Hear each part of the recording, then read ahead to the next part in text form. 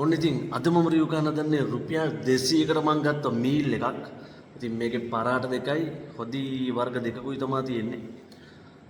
ඉතින් මං එක එක ප්‍රයිසස් වල කෑම try කරලා තිනවා. අපි බලමු මේ රුපියල් 200 කෑම එක මොන වගේද කියලා.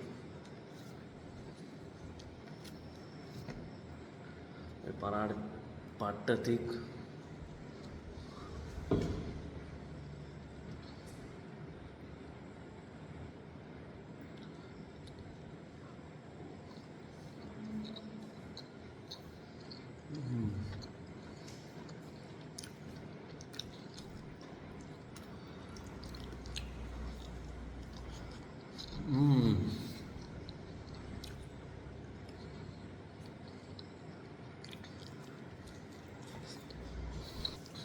ඉතින් මට කිරි හොදිත් එක්ක නම් එච්චරම පරාට එක සෙට් උන්නේ නැහැ.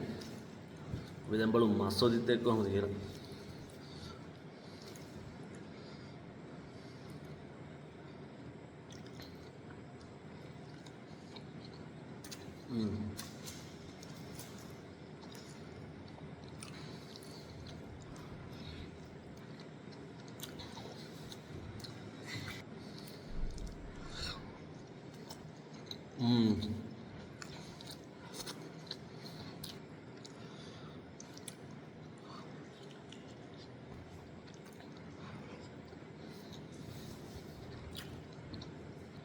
ඉතින් කිරි හොදියකට වැඩිය මස් හොදිය එක්ක නම් මට පරාට සුපිරිටම සෙට් වුණා.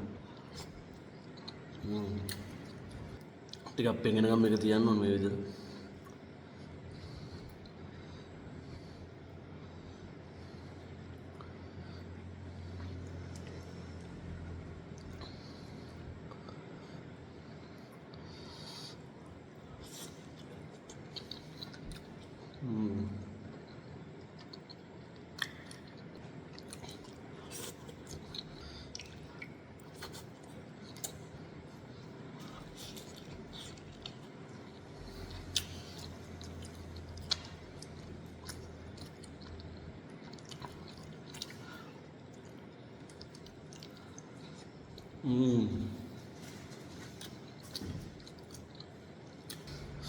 ඉතින් මම try කරපු රුපියල් 5000 මීල්ස් එක මේක නම් රුපියල් 200ට සුපිරියක්.